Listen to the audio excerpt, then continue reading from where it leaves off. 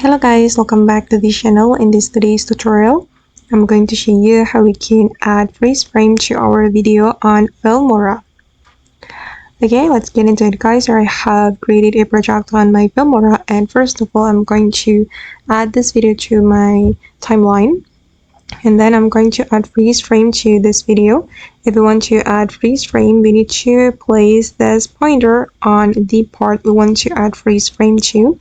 And for example, I'm going to add freeze frame to this part, and then we can click on this icon and find the speed menu, and then we just need to click on add freeze frame.